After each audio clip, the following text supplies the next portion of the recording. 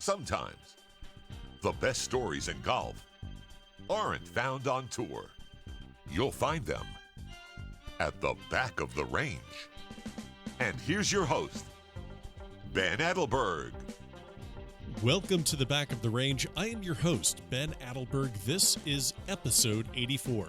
Before we get to this week's episode, we have quite a bit of mojo updates. In case you don't know what I'm talking about, there seems to be some sort of phenomenon where once someone comes on the podcast, great things happen for them on the golf course.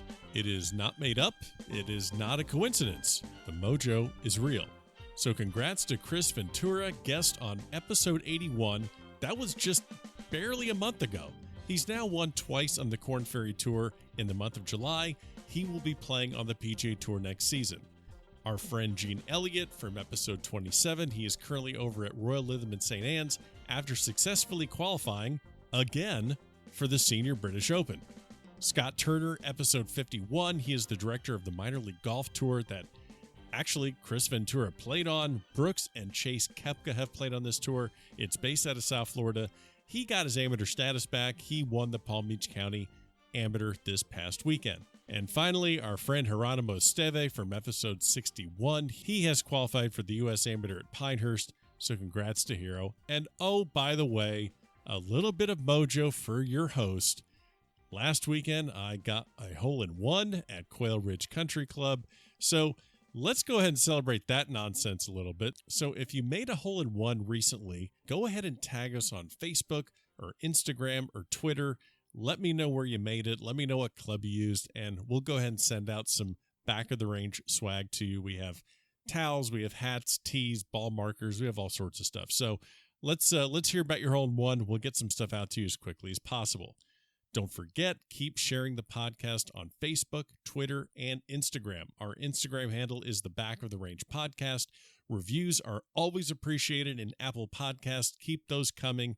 And again, the central hub of the podcast is thebackoftherange.com. So, without this week's guest, I might not have had the chance to speak to great amateurs like Scott Harvey, Mike McCoy, and Matt Parziale. What do these players all have in common? Well, they are U.S. Mid-Amateur champions. And how does that tie back to this week's guest? Well, not only did he win the first U.S. Mid-Am in 1981, but he also helped organize the tournament with the USGA. He's a three-time Walker Cupper. He is a two-time U.S. captain in 2011 and 2013, and he made the cut in 3 of the 5 Masters that he played in. So let's get started. We're speaking today to one of the legends of amateur golf. I know he's going to hate hearing that, but Jim Holtgrieve from St. Louis, Missouri. Welcome to the Back of the Range, sir. How are you today? Ben, I'm doing just great. We finally got sun here in St. Louis, and so it's got a chance to maybe get out and hit some golf balls for a change. Well, there you go. Yeah, we're getting a lot of heat and a lot of sun down here in South Florida, up in that, I guess, 105 heat index range, which is perfect podcasting weather where you can be inside in the air conditioning.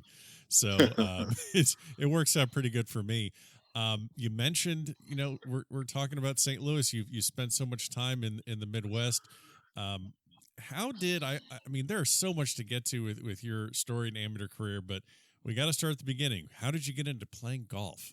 Well, Ben, I got to be honest. My dad started me when I was 4 years old at a place called Sunset Country Club, where ironically I won my first Missouri amateur title. But my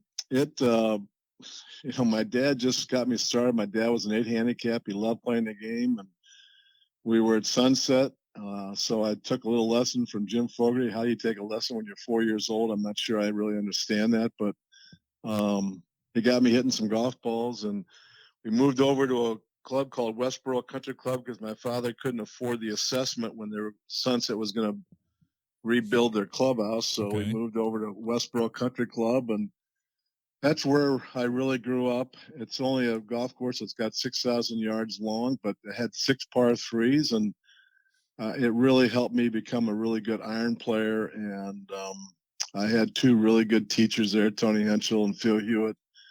And I had a lot of great members who, when I was a kid, they'd take me out to play. And so I really got into it. And I played other sport, but when I went to high school, it became that there was no doubt that golf was what I needed to play, and I'm sure glad that I stuck with that. Yeah. Well, when I look at your amateur career and your achievements, a lot of them happened when you got into your 30s and 40s. So, it's not kind of like what you think about today with the world of amateur golf, where you have these 18 or 19-year-old kids winning, the Son of Hannah and the Players and the USAM. You went to the University of Missouri, and then did you play there, or explain to me what happened around the college time or when you got out of college? Well, it's to me, it's a it's a it's a good story. I get a little emotional about it because it was some tough decisions in my life, but I went to Mizzou. I became a member of Sigma Chi fraternity, and I had a Saturday morning class, which was not good for a freshman. And I had a golf scholarship, and I belonged to a fraternity. And I didn't really drink that much. I mean, I had a beer every now and then, but I was not a really good student back in the day. I was a C student, and I just really wanted to do sport. So I just didn't do well at college, and I basically flunked out of Mizzou.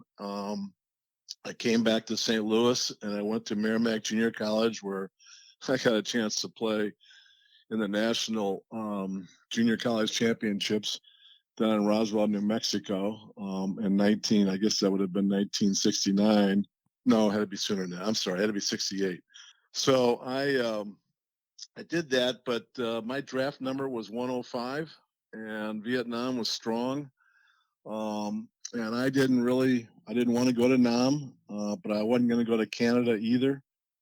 So I went to my dad. I said, Dad, I'm going to enlist in the Air Force. I'm not a Navy guy, so I'm going to get in the Air Force. And if the Air Force sends me a Nam, I'll go. But chances are that, if I go to Nam, I'll be in somewhat of a secure location. So when I've had the opportunity to be around a lot of veterans, I basically call myself a coward because I just didn't want to get into the patties of Vietnam, because I didn't think I'd ever be able to play golf again. I'd either lose an arm or a leg, or I'd never come back. So, but it was the greatest.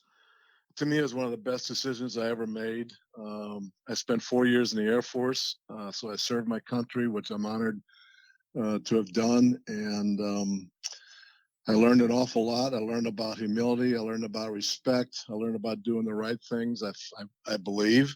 Yeah. And I got a chance to meet a lot of great people. And it was just, and the great story about it is that I filled out, if you could go anywhere in the world, where would you want to go after my training? And I said, well, I put down Germany, one, because I really wanted to go over to Germany. My family's from there. And I thought that I could travel all over Europe playing golf, and I also wanted to see basically, Yeah. what took place during World War II over there. So, but the government, as they do, they sent me to Hawaii. Now, why they'd send a golfer to Hawaii, I'm not sure, but I got there and I basically played golf every day. Met the 3-star general who was in charge of Pacific Air Forces. I won the club championship at Hickam Air Force Base, but I lost $25 to him. And so I got a chance to play a lot. And that's where I basically had made a decision that I had won a big tournament. I won the Army Open, which was a tournament for all amateurs and professionals on the Hawaiian Islands. And I won it. So I I called my pro in St. Louis, Tony Henschel, and I said, hey, I just won a big tournament. I want to turn pro. And this was 1971. Okay. I said, so I want to come back. I want to turn pro. Can you get me some money? Well, there's a guy, the gentleman who belonged to Westboro, was Jim Fox. He was the accountant for Stan Musial and Ben Kerner, who owned the St. Louis Hawks. And so they went, and Tony sent me a letter. He said, I got you $25,000 from Musial. I got you $25,000 from Kerner. But I said, you've never won a tournament here in St. Louis. You've won a junior tournament, but you've never really done anything. And I suggest you come back to St. Louis and prove yourself first. And so that's the second best decision I ever made in my life, because I said no. I came back and went to work for my dad. And and kind of the rest is history. Yeah. Well, and in 1971, the winners on tour, they're only picking up like 30,000, 40,000 per event. So it's not like it's the big money grab that it is today, Right. for kids that are turning pro and giving it a shot. And we'll kind of get to that topic a little bit later. So you decide to stay amateur, you come back after serving your country. And I guess what I want to ask you is, you can play around St. Louis, you played locally, then you start getting into the national tournaments. Can you maybe speak to or the importance of momentum or confidence in your game? When did it first start to attach in your mind that, hey, I can really play, and then it kind of got you over the hump to be able to play on the national scene? Well, in 1977, there's a tournament here in St. Louis called the St. Louis District Golf Tournament, which is all the private clubs. And there was so in St. Louis, Missouri, we had a gentleman named Jimmy Jackson, we had Bob Cochran, and we had a gentleman called Jim Tom Blair. And these three gentlemen were very, very good players. Jim Jackson did play in the Walker Cup team in 1953 and 5, I believe.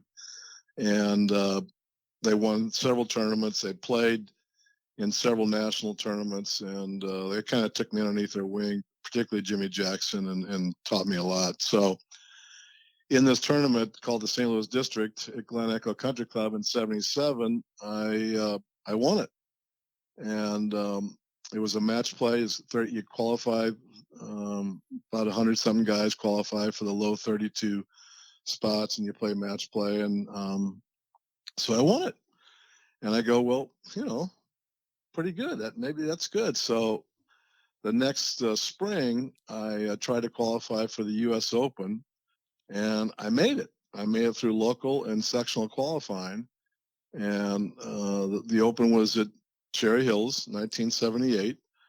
And I made the cut. I shot 79 the first day, which I was looking at the leaderboard after number 12, and my name, I teed off kind of early, but my name was kind of on the board. Right. I said, that can't be. I'm a steel salesman. And so I bogeyed 13, 14, 15, 16, double bogeyed 17, bogeyed 18 to shoot 79. I go, oh, well, but I came back the next day, shot 71 and made the cut. And I go, really? You made the cut in the U.S. Open? And there was one gentleman that I wanted to beat, and that was Mr. Arnold Palmer. And he shot 151 or 2, I believe. And I go, really? You beat Arnold Palmer? So I came back to St. Louis. The next week was the Missouri Amateur Championship at Sunset, 1978. And I won that. And I thought, well, now, maybe you can play, but we got to take it to even though the Open was a national level, I said, we got to take it to a national amateur level. And I went and played in the Western and played well, and then qualified for the U.S. Amateur. And at 79, I made the Walker Cup team after playing in some national events and doing well in the amateur. And after that, the rest was history, because then you got invited to the Masters. Sure. And so it took off from there. Yeah, you were off to the races. And then what I just find so fascinating is that, this run you're on is between the ages of 32 and 37. So you're mentioning the USAM, you're mentioning the Western. You're playing against a bunch of kids at the time, aren't you? Well, you know what? I got to say this, Ben, because not really. I mean, yeah, we were, but back in that day, it was Sigel, it was Bob Lewis, it was Marty West, it was Downing Gray, it was all those kind of older guys. The young guys, it's completely different today. I'm glad you're bringing this up. It's all a bunch of young people today versus the mid-am. So it was nothing like my competition. I didn't worry about an 18-year-old Jordan Spieth. I was worried about Jay Sigel and Marty West and those guys. Those were my competitors. Okay, so explain to me why. Is it because the talent level at that age wasn't as strong as it is now, or is it because they were more focused on playing their college and then skipping this and just going pro immediately? Can you maybe explain why? Well, I think both. I mean, I think that the fact that a lot of kids, I mean, back when I made Walker Cup, and I probably, as I've said before, I probably shouldn't have made that 70-19 team because O'Mara, Cook, and Clampett were obviously very, very good players. But the NC2A championship was the same time as the Walker Cup. That's why they kind of like the USGA moved the Walker Cup from May to September, not to have that conflict anymore. Right. But those guys, those three guys, said, "Hey, we're gonna play for our college in the NC2A," and they deferred on Walker Cup. So I think that's the only reason I got in the '79 Walker Cup. So were there some young players like those guys? Sure, there were, but I don't think there was certainly the number like there is today. Okay. And I really think that the game today, the way these young men and women are being taught to play the game, and the equipment that they have, um, I'll probably get in trouble saying this.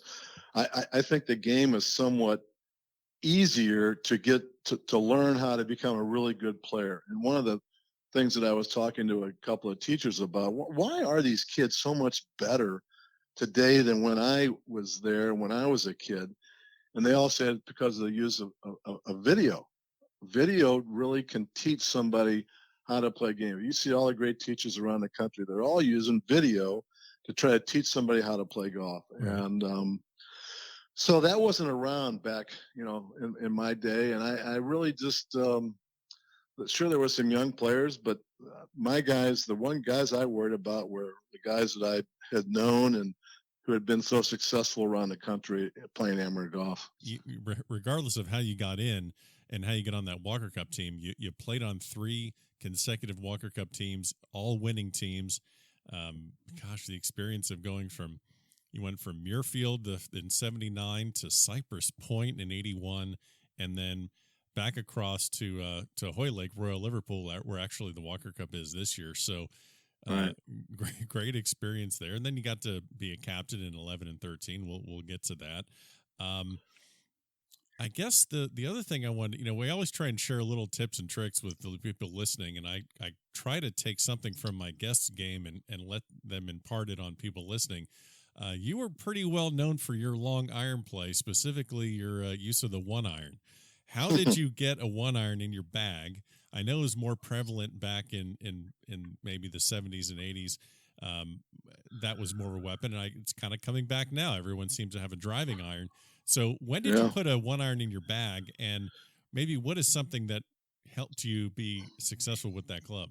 Growing up in Westboro with 6 par 3s, I was a good iron player, and I said, so in my wood play, back in the day, you wouldn't know, Ben, but they had persimmon woods. Oh, I know about persimmon woods and wound balls. Oh, yeah. Okay, just want to make sure we were on the same page. Oh, yeah, here. I know where you're at. But persimmon woods, I mean, I could hit it, but I said, if you can hit this 3-iron and this 2-iron, why can't you hit a 1-iron? So my pro got me an Ben Hogan Apex 1-iron, and I mean, the rest was history, because it had not been for the 1-iron. In fact, I was just talking the other day about playing and watching some of these guys play in the Open and hitting irons off the tee. And I just remember back in the day that, particularly at 78 at the U.S. Open at Cherry Hills, that I was just completely confident with hitting this 1-iron. And I wasn't worried about it on the tee at all. I knew I could hit it a long way. I knew I could hit it straight. And so I said, let's play to your strength. It's a great story about in 1981 at Walker Cup. I always had the last time I played with Mr. Palmer, which about 8 years before he passed, I always asked him what was the greatest golf shot he ever hit, and he told me about his second shot on 13 with Mr. Jones and Cliff Roberts watching him hit his second shot on 13 during the 58 Masters after all the controversy at number 12. Yeah. But he said the greatest shot he ever hit in his life was a 3-wood. He hit in there 15 feet, made eagle. Well, people ask me, so what's the greatest shot you ever hit? Well, it wasn't a 1-iron, but it was a 2-iron that I hit during the Walker Cup on the 16th hole at Cypress Point, 247. I hit it 2 feet, and we tie the next hole, and we win the one. I win the winning point for the Walker Cup. But I was just, my caddy said to me, I didn't like the layup, and he said, "Let's play to your strength. You're one of the best long iron players I've ever seen." So I just had confidence, and in this game, when you got confidence in something, you play to it, and that's what all these guys do today. That's why I think you see how these guys play their irons, or they play their drivers, whatever they're most confident in. That's why they become so doggone good, is because when they become confident, and you know what that is. Oh yeah, yeah. Well, I knew that was a strength in your bag. I knew that's something I wanted to kind of hit upon. We're going to get back to Walker Cup in a minute, but I wanted to talk about, what's so fascinating is a lot of our listeners are mid amateurs or senior amateurs. Qualifying for the U.S. mid amateur is something that's really a target for a lot of guys, and especially even the women's mid amateur. We had Shannon Johnson on our podcast previously. She's the 2018 women's mid amateur champion, but it's rare that you get to meet or speak to someone that's got their name on a trophy at the number 1 spot. You won the inaugural U.S. Mid Amateur Championship in 1981, and I guess let's just start. How did you find out they were going to even do this? Because when I think about the USGA, I can't think that it just happens over a casual conversation. Hey, do you want to start a new championship? I'm thinking there's got to be committee upon committee. How did the U.S. Mid Amateur start? Well, it's a great story, and you talk about all the committees that get involved in these things, and I would tell you that this was a lot quicker. Okay. And so in 1980, my first Masters, the Masters has an amateur dinner, and Jay Silva's there, Marty West is there. I think Bobby Lewis was there. And we were sitting at dinner, and I was sitting next to Jim Gabriels, who was on the executive committee, USGA. And it turned out that he was my captain in '81 for Walker Cup. Okay. But we got talking, and he said, "Jim, we're the USGA. We're thinking about trying to have a new championship for the working man, for the man that's got a family, that's got a job, and can't get out and go travel around the country and do all these things that the young guys are doing at the amateur. What do you think about it?" And I said, "Jim," I said, "you got to be kidding me. That would be wonderful. I mean, that's what I do. I work. I got a child, and so it's hard for me to get to go, try to compete against those guys trying to win the U.S. Amateur. And obviously, I still want to have a chance to try to play Walker Cup or the World Team. So absolutely." He said, "Well, would you still play in the U.S. Amateur?" And I said, "Well, absolutely. Everybody wants to win the national championship. So yes, I will continue to try to qualify for the U.S. Amateur, because I'd love to win that trophy as well." Sure. So with that, he asked Sigel and Marty West and Louis. They asked them the same thing, and they all said the same, absolutely, and that they would both they would absolutely play in both championships and try to win both of them. So he took that. He said, "Well, I'm going to take this back to the other guys on the executive committee. This is really positive." He said, "What about, do you think you could maybe try to help get involved and maybe get on the committee for this thing and maybe get us a golf course?" And I said, "Well, what about Bellerive? We had the 1965 Open." I said, it's a great place in October. And what do we try to do that?" He said, "Well, go try to do that." Well, I went back, and I'm a member there now. I was not a member there then. I talked to some of my golfing friends there, and they said, "Yes, let's do that." Wow. And so within a year, so because that was in April, so in '81 we did. So I guess it was a year and a half. Sure. That we were able to get the first Mid-Am scheduled at Bellerive, and it was kind of ironic for me.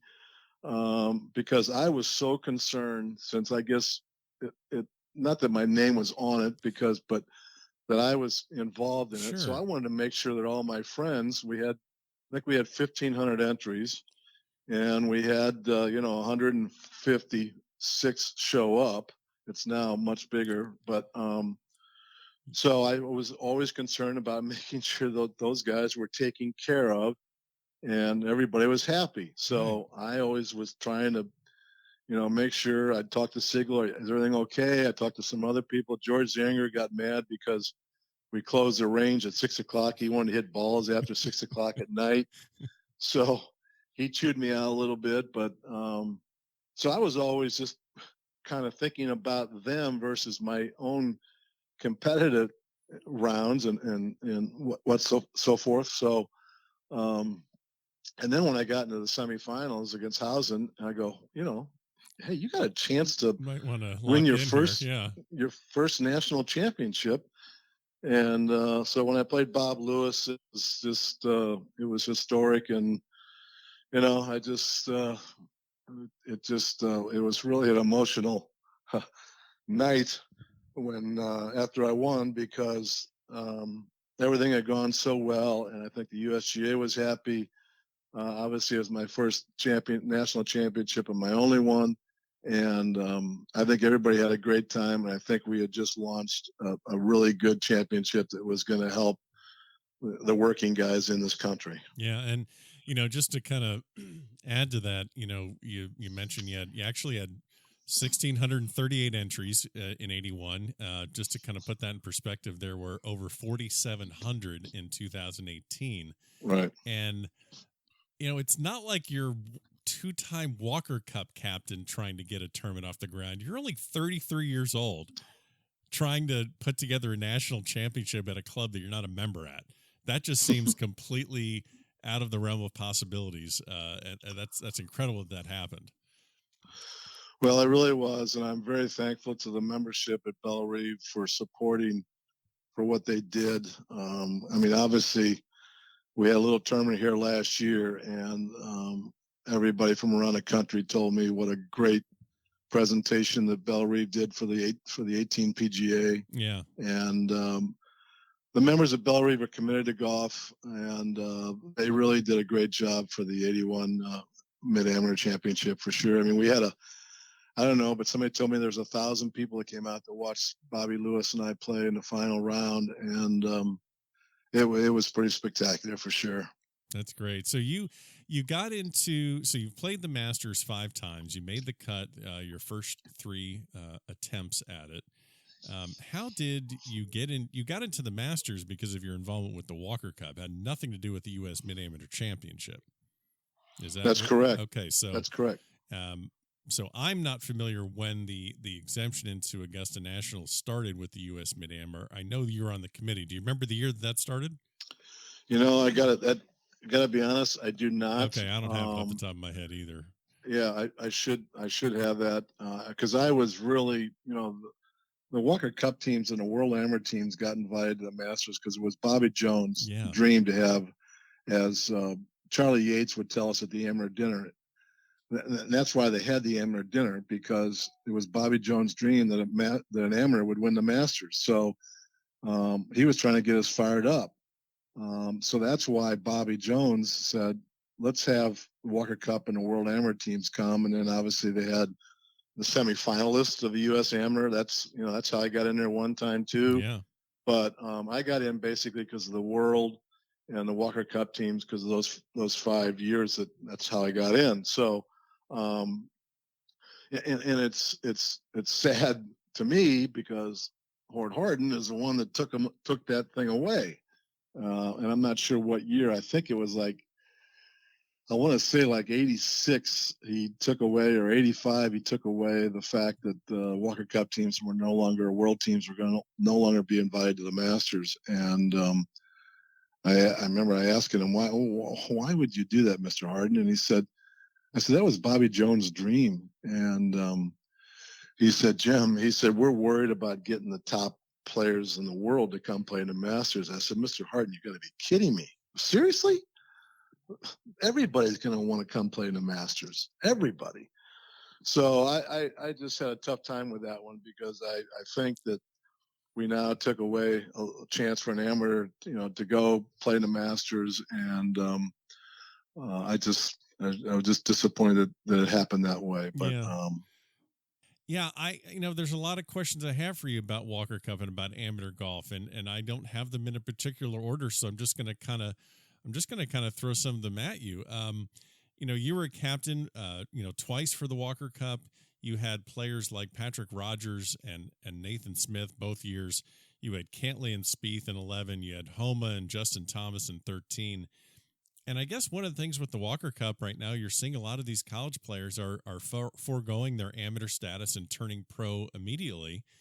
Whether you have like a Matt Wolf from Oklahoma State who did that this year, you have Bryson Nimmer who's done it as well. I'm sure you're a little biased, but I'm real curious. Can you see any reason why an elite amateur should turn pro in the summer and miss the chance of making a Walker Cup team? Ben, absolutely not. It's very upsetting to me that that's what's going on in this country with these young people who think that going to turn pro is the thing that they need to do without having a chance to go represent their country. I've always said, obviously I served my country, but I always thought that one of the greatest honor in any sport is to represent your country. And if our young people were to learn more about what took place in Normandy Beach during World War II and learn more about Pearl Harbor, I think that they would maybe have a little different feeling. I don't know. I get worried about the fact that, yes, I know Nathaniel, they had, we have a practice session now. The USGA allows the captains to take 16 potential candidates to a practice session in the winter and tell these young men that hey, you're on the top of the list for Walker Cup. Here's what you should try to do: play in these tournaments and try to make the team. Well, I guess they invited 16, and I think the top 5 guys, from what I know, said no. Now, 2 of them had already, I think 3 of them had already represented their country. 2 of them in a Walker Cup and 1 in a World. So the other 2 guys, I think Wolf and whatever, said no, they're going to turn pro. Well, when I went and spoke at a number of amateur tournaments, obviously trying to get guys fired up about Walker Cup, I always told them, I said, hey, if you are that good, you can play, you'll be able to turn pro right after Walker Cup. Right. But you should, if you got a chance to represent your country, that is your responsibility to do that. And unfortunately, I think, everybody sees what the success that Jordan had and Justin and some of the young guys, obviously, Patrick Reed. They see some of the success. I think some of these parents today are a little bit in a different camp because it's all about the money. So that to me is sad. But so I get concerned about it, and I've actually tried to reach out to some of the other captains, some of the older captains, Vinny Giles and Downing Gray and Dick Sidoroff and Marty West, a few of the other guys, trying to say, hey, what are we going to do about this? And so I don't know. It's going to be interesting going forward as to what's going to happen with one of the greatest. I mean, it was the first team competition ever. Yeah. In golf, and so it'll be interesting to see what happens with it. Well, you mentioned talking to the older captains. I know you got together with them at the USGA annual meeting down right here in Miami and last year. Right.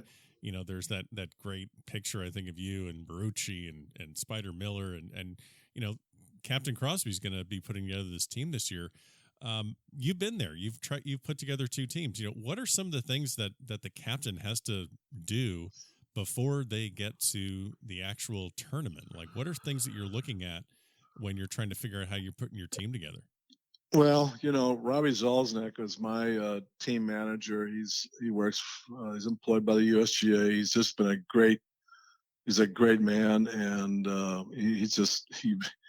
he reaches out to these kids so well. I mean, it's just unbelievable how he motivates these young people. And so he and I get together and we talk about, the thing that we do in the practice session is to really educate and indoctrinate the players about foursome play. We just do not know how to play alternate shot. Right. An alternating shot is it's difficult on Americans because we don't do it, and they do it over in Europe a lot. So that's the main focus that we do at the practice session. And then obviously Robbie and we watch that to see who we can put together, what makes sense. Do we put a good putter with a driver? What do we do? And so I just analyze that. Obviously, Ben,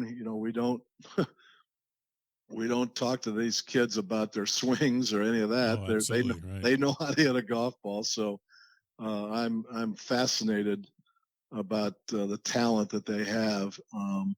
And so it's just a matter of trying to see who we put together, and also just trying to educate them about the history of the Walker Cup and what's important. And I played those three years that you mentioned, and I was a tough competitor, and I'm not sure I really.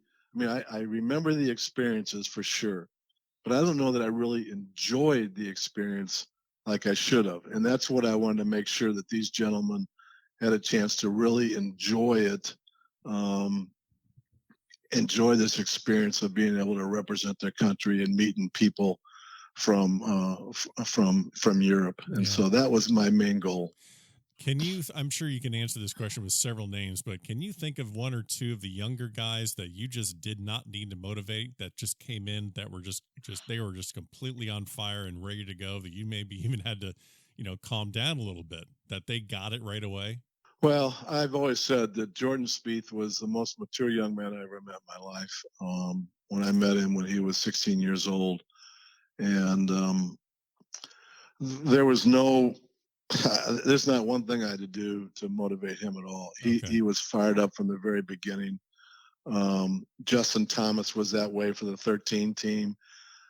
Patrick Rogers was that way, but more not that Jordan and Justin were more excited, but Patrick just seemed to have a little bit of calmness to him. On the 13 in 13 Walker Cup, I said to Patrick, I said, "Hey, if it came down to the last hole, would you want the ball? Do you want to be the one to decide whether we win the Walker Cup or not?"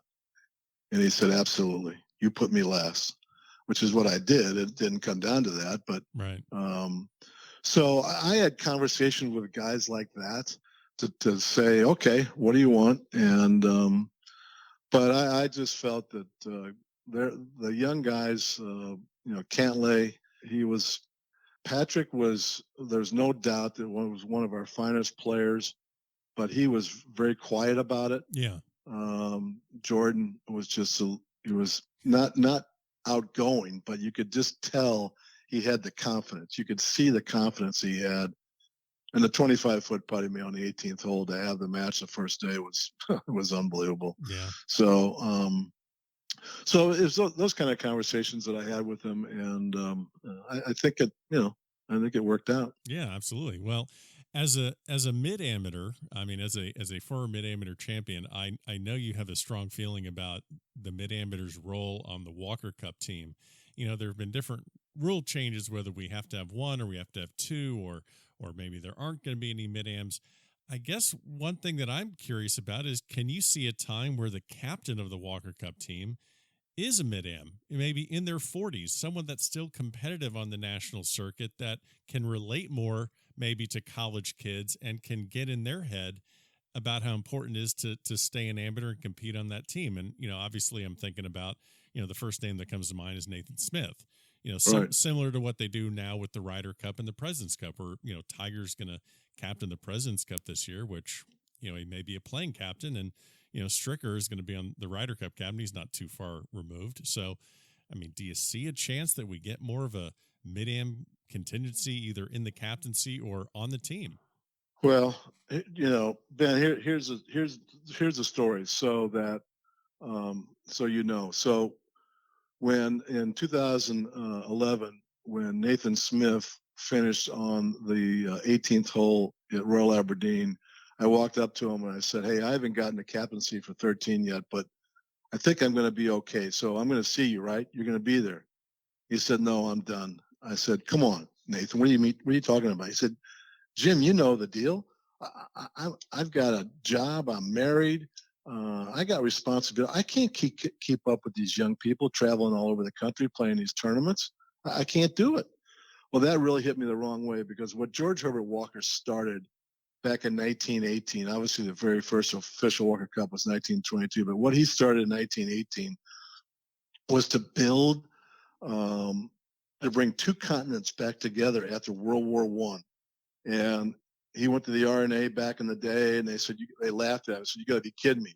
You want to have a competition between the United States and Great Britain and Ireland? We started golf over here." So they laughed and said it's not going to happen. Well, he kept going, and they had in the 1919 amateur, they had Bobby Jones and Switzer and a couple of guys had an offshoot little competition, and the Americans won. And so the RNA said, "Bring it on." So George Herbert Walker said, "Perfect. We're going to have this competition because we're going to get our people we'll use the game of golf to bring two continents back together." So when Nathan told me that, I said, "That's not right." I went to Tom O'Toole, obviously was president. Well, he wasn't president then, but he was on the championship committee. Tom O'Toole, I think I'm the one that kind of started him in golf, and he caddied for me in my last two Masters. He caddied for me in my Open. He caddied for me when I won the the Mid-Amateur Championship. So I went to him and to Mike Davis, and I said, "Hey, George Herbert Walker, it's all about relationships. This is not, everybody wants to win, but Sure. that's not the purpose of the Walker Cup. Everybody wants to win. I understand that. I mean, I got into conversations with Shackelford and Maselli and all these crazy media people. Anyway. So talking about what really is important of the Walker Cup, and so I said, "Gentlemen," to Davis and O'Toole, I said, "We got to do something about putting a mid-am on the team. I mean, at least one. I'd like two, but can we do that?" Well, they came back to me and said, "Be careful what you wish for, because we're going to give you two for the 13 team." I said, "Perfect." Well, and then you can't believe, Ben, the notes and emails and texts I got from a lot of, like, Kevin and a lot of guys from around the country that said, "Thank you. You've given us a chance to play on a Walker Cup team." Yeah. And so they had a chance. And obviously Nathan Smith and Todd White made it. They worked hard to get it. They beat out some great mid-ams. There's no doubt about it. And ironically, Todd White won the 13th point and Nathan Smith won the 14th point. I mean, is it any more clear than that? Yeah. So, so I'm all focused on trying to get a mid-am, at least get it for sure one, two. I think the USGA, I've talked to Bodenheimer about this. I think the USGA is going to put one. I hope. It's not about winning. I know that the GB&I team, they're not going to put it, because those mid-ams, they're turning pro. They're gone. Yeah. They don't have any mid-ams. The mid-am championship they used to have over there, that's gone. That got canceled. So I'm very, very passionate about having a mid-am on our Walker Cup team. Very passionate. Yeah, and the other thing too is you look at it's such a look. This is the Walker Cup. All these it's all match play, and when you get to this level, whether you're a mid-am or an amateur, whether you're GB&I or US, these matches can go any way. And you're looking at some of these finishes where you see guys that I'm just looking at just like a 2011. Stephen Brown beat Russell Henley 1-up. Now, right? I mean, how do you predict who's going to win something like that? You would think, of course, Russell Henley, a star out of University of Georgia, but you just don't know. So what's to say that a mid-am can't contribute as much as a as a younger guy. I don't know. I just look at that and I think to myself, I mean, the Sunday morning foursomes in 2011, you guys got, other than Spieth and Rogers having a point, they completely, they almost swept the entire side of guys like Uline and Barber and Cantlay and English. So, Right. um, Right. did you see the connection between the mid-ams and your younger guys? Did they kind of serve as almost maybe, I don't want to say assistant captains, but more of, did their leadership really help out in certain ways? Well, absolutely. Todd White is a teacher down in South Carolina, and so he could really relate.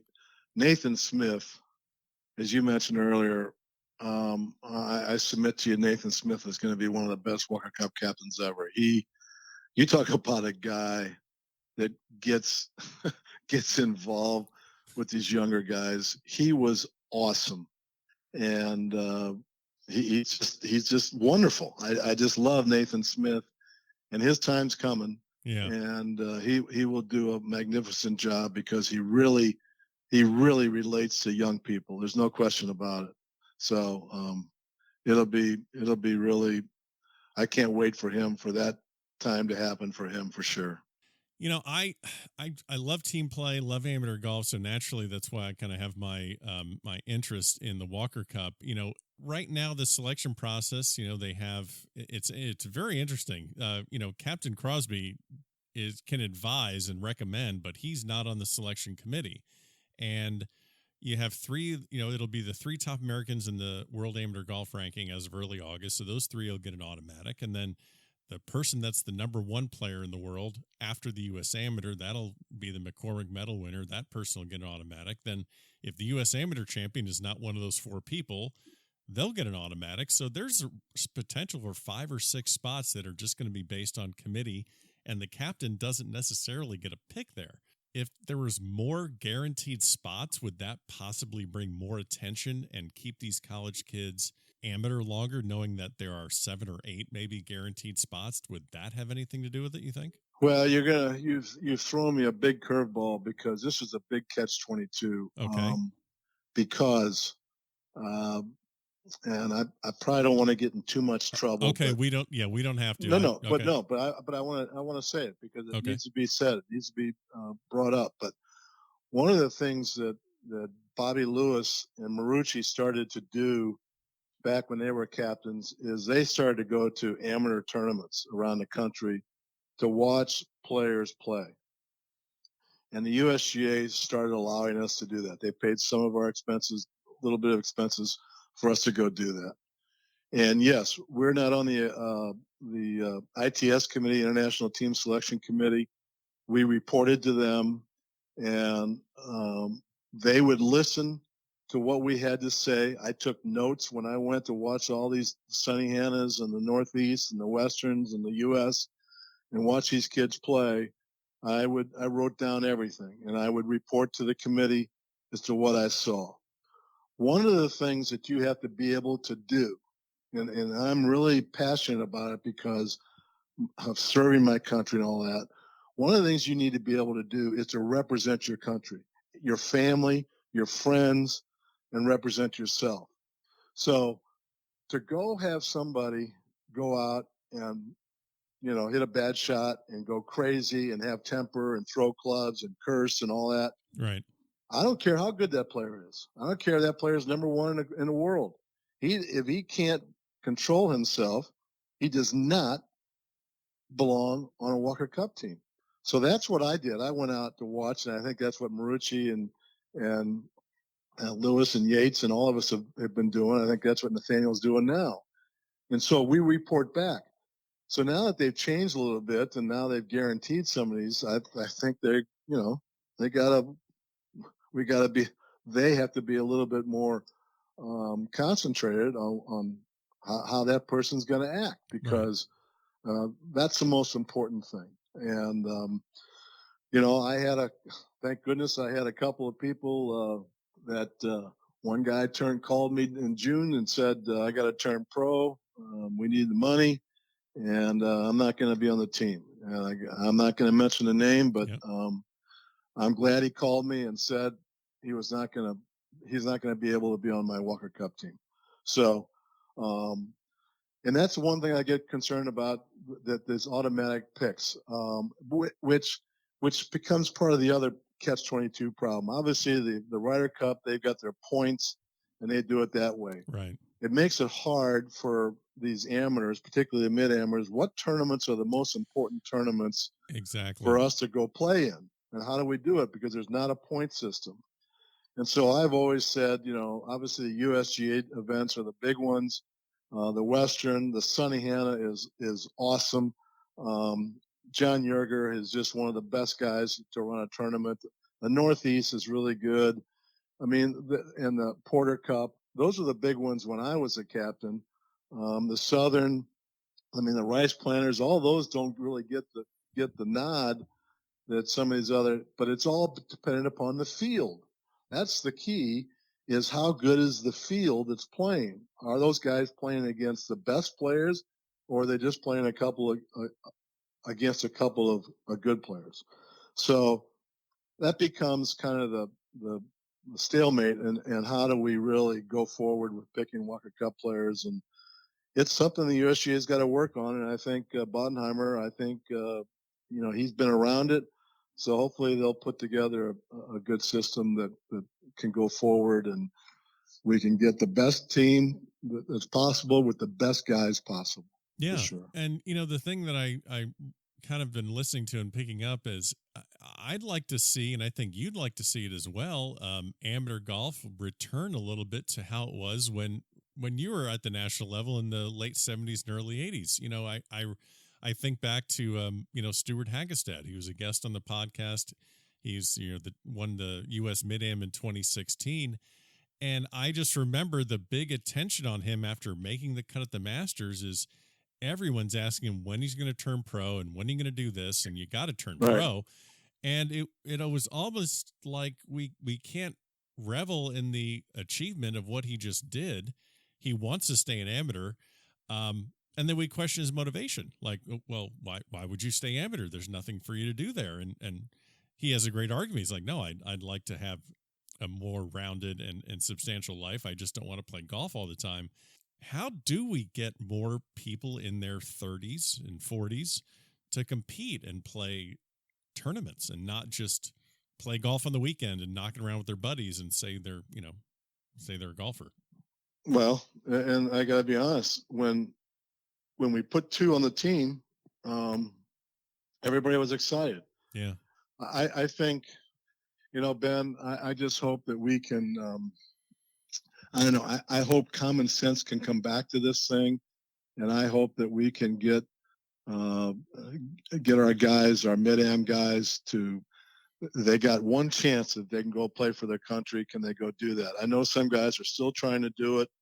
I know some guys are still trying to go and play in these tournaments, and with the idea that they would make a Walker Cup team. And I know it would be hard. I mean, I can't imagine if I was, Stuart and Scott Harvey's and Nathan Smith's age right now, for me being able to do it, I wouldn't be able to do it. I was so fortunate with the timing of my life to be able to do it. There's no doubt. I would never have made a Walker Cup team today if I was Hagestad. I mean, those guys. I would have never made that. I would have never made a Walker Cup team. Wow. I just thought of something. Fred Ridley, chairman of Augusta National, he played in that first U.S. Mid-Am that you won at Bellerive. I'm sure you know him.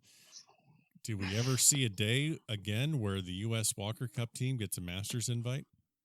Well, you are very intuitive. I really am wanting to try to get us captains to try to send a letter to Fred to honor Mr. Jones and to try to bring the Walker Cup team back and let them play in the Masters. Fred played there, obviously. Sure. He played on Walker Cup team. He knows it. I'm hoping that we have a shot at trying to do that. I know that I've got everybody feels the same that I've talked to, and I intend to. I'm intending to go to the Walker Cup this year, and I think there's several of us going, and there's no doubt that we're going to have a conversation about it for sure. For people that don't know a lot about the Walker Cup, and it's coming to South Florida in 2021. It's going to be at Seminole, which is going to be incredible, and then the next time it's in the United States, it's going to be at Cypress Point, where you Right. had your play in '81. Right. What is the atmosphere of attending a Walker Cup for the average golf fan? I got to tell you, we have, so in August, the second weekend in August, we have what they call the Bobby Jones Invitational up at Highlands, North Carolina. Okay. And they've had this tournament for 30 plus years. And they bring back old Walker Cuppers. Okay. To be the captains of a 4-man team. There's a 5-man team. We play a tournament, and they raise money for the hospital in Cashiers, North Carolina. And the old guys come back. I mean, we have Laban Harris come back. We have Downing Gray comes back. I mean, and I'm kind of getting involved in it because I've been going for the last several years. And Ann Bailey, who is a co-chair, and her husband, Tom Bailey, they are really passionate about it. And they came to the Walker Cup in 2017 at LA Country Club. Yeah. And they could not believe the experience that they had. They just couldn't say enough about it. And they're going to go to, I think they're going to go to England to see the Walker Cup this year, because they said you get to walk right there behind the players. I mean, you're inside the ropes. Inside the ropes. Now over there, I will tell you, when I played over there, the fans were huge. I mean, there was 25,000 people watching the Walker Cup. Here in the United States, it's a lot less. So that's why they let the people with no ropes. You can walk down the fairway with these guys. So you really get a chance to really see firsthand how it's going, particularly here in the United States. Over there, it's a little tougher. I'll be anxious to see this year what it looks like and how many people there are, and whether they'll be able to walk inside the ropes or there'll be ropes or whatever. But it's one of the greatest experiences. You got to go to the opening ceremony on Friday afternoon, because to see the flag ceremony, and then Saturday morning to watch the play Saturday and Sunday. It's incredible because you're right there with them. It's right there. Yeah. Well, we're going to wrap the episode up, but I got to ask you a fun one. You've played Augusta National. You've played Pine Valley, Cypress Point. Is there anything on your list, a golf trip or anything on your list that you want to still do? Any place you want to still play? Well, we're all degenerate golfers. I mean, I'm not a Walker Cup captain, but I'm a degenerate just like you. Where do you want to go play? What's next? Well, you know where I've never been? I've never been to Ireland. Really? And I want to go to Ireland. I've never been there. I've been to Scotland, but I've never been to Ireland, and I'm trying to get my boys. We were going to try to go this year. So we're going to try to do it next year, because I'll be 72. And if you can't go walk and play Ireland, then you haven't experienced golf, as far as I'm concerned. So 100%. I've got to get to Ireland. Jim, this has been just a real treat. It's been spectacular getting your insight on amateur golf and kind of reliving some of the history of the Walker Cup and the Masters. And just, I think the one thing that really shines through with this episode is how much you love your country. And that's fantastic just to hear you sharing all these stories. So I wish you the best. Go to Ireland as soon as possible, and hopefully we can do this again sometime soon. And hopefully I'll see you at the Walker Cup this year. Well, Ben, let me just say thank you for what you do, because obviously you love the game and you're promoting the game, and we need more people like you to do this. So thank you for what you do, and I've certainly enjoyed this very, very much. What an episode. What a conversation. Thanks so much to Jim Holtgrieve for joining us this week here at the Back of the Range. Really appreciate his candor, his transparency, and a lot of the great stories that he shared. We will be back next week for another episode here at the Back of the Range. Make sure that you're following us on Instagram at the Back of the Range Podcast. All of our previous episodes are available at the website, thebackoftherange.com. So thanks again for joining us. We'll see you again next week here at the Back of the Range.